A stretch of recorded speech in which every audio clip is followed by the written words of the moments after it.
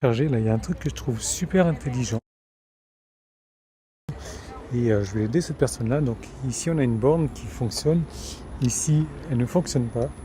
Donc lui, il est resté là avec son câble. Il s'est dit, ben voilà, est-ce qu'il y a quelqu'un de sympa qui va pouvoir le charger quand il s'en va? Il est tombé sur moi. Ah mince, bon ben il y a des nœuds. Voilà, il n'y a plus de nœuds. En espérant que ça arrive. Il a de la chance.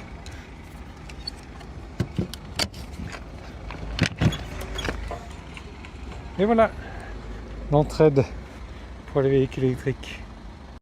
Tu vois, je viens de finir de me charger. J'ai acheté sur eBay un colis mystère à 50 € contenant 10 jeux PS3. Et je ne sais pas quels sont les titres à l'intérieur. D'où le terme mystère. J'espère que ce ne sera pas que des FIFA ou des jeux de sport, sinon bonjour la douille. Ah parfait, ils sont juste là. Le premier jeu, oh tiens GTA 4, bien. Deuxième jeu, oh ça va, Black Flag. Troisième jeu, ah, au moins il y a du grand classique. Quatrième jeu, ah bon putain, celui-là je vous le recommande, il est excellent. Cinquième jeu, sixième jeu. Il a ruiné son jeu vidéo. Un an avant PUBG, il y avait The Culling, un des tout premiers Battle Royale modernes. On venait tout juste de découvrir le Hunger Games sur Minecraft. Du combat au corps à corps, un système de craft et de gestion de ressources. C'était tellement fun, il monte au top 10 des jeux les plus joués sur Steam. Son créateur se voit déjà top 1 du genre, un futur pilier de l'e-sport. Mais PUBG et Fortnite arrivent. Les développeurs paniquent, ils arrêtent tout et sortent en catastrophe The Culling 2, un clone de PUBG, comme des centaines d'autres. Personne n'aime, personne n'y joue, le jeu est retiré de Steam en même pas 8 jours. Alors ils ressortent le premier jeu, mais maintenant on doit payer pour chaque partie qu'on joue. Sérieusement? Pas étonnant qu'on n'en entende plus parler, à part pour dire que... il a ruiné son jeu.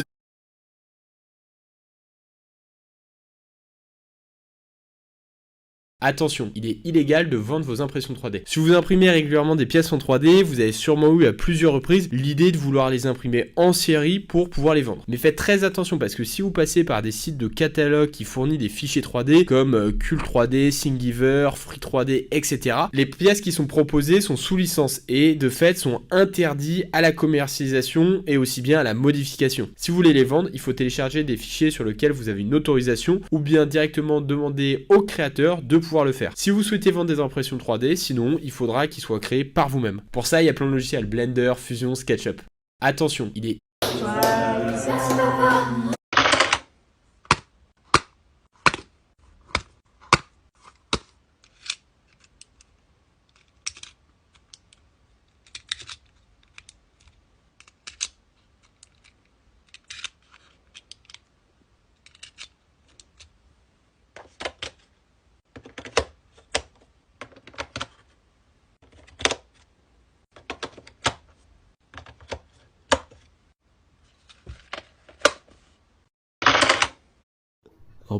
Vraiment, il y a certains blocs que j'ai absolument envie de tester, voir à quoi ils ressemblent en mode sphère. Genre le coffre, est-ce qu'il... oh mais il s'ouvre en mode sphère, ok c'est génial. Et apparemment les blocs aussi dans l'inventaire ressemblent à des sphères. Donc si je pose du verre ici, mais c'est vraiment beaucoup trop stylé. Les demi-dalles rendent un petit peu bizarre si vous voulez mon avis. Fuse, on dit pas demi-dalle en fait, on dit dalle. Alors oui c'est vrai, on serait censé dire dalle, mais là pour le coup je vais carrément dire demi-sphère. Et là pour le coup c'est bel et bien des demi-sphères. Alors ouais par contre là je viens de remarquer un truc, c'est que en plus de modifier tous les blocs en sphère, ça modifie aussi les joueurs. What?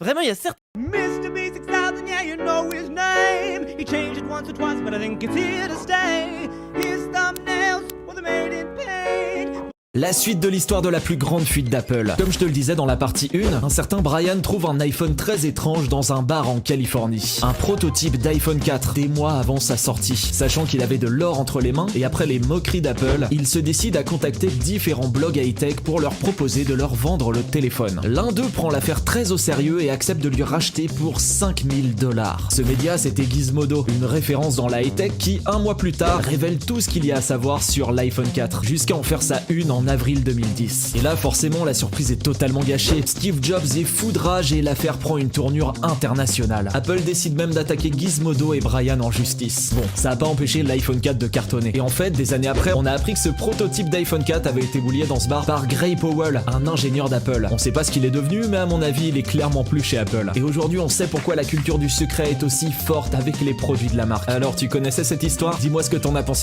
Yo, the niggas say they take what? แข็งแรงเหมือน suis sûr que cette vidéo est fake, c'est pas possible. En vrai, j'ai du mal à croire que c'est vraiment ce qui s'affiche et que c'est pas un montage ou quelque chose comme ça. Du coup, j'ai mené ma propre expérience. On va faire un quadrillage géant en concrete noir. Dedans, je mets une ligne de rouge, de vert et de bleu. Et c'est censé simuler les pixels de votre écran, qui sont en réalité la même chose. Des petites lumières rouges, vertes et bleues qui se combinent pour faire les... Tesla, c'est de la daube. Tesla, c'est naze. Oh, regarde ça. Du plastique à l'arrière dans le rétro. On voit rien du tout. La boîte à gants minuscule, on peut rien mettre là-dedans, rien du tout.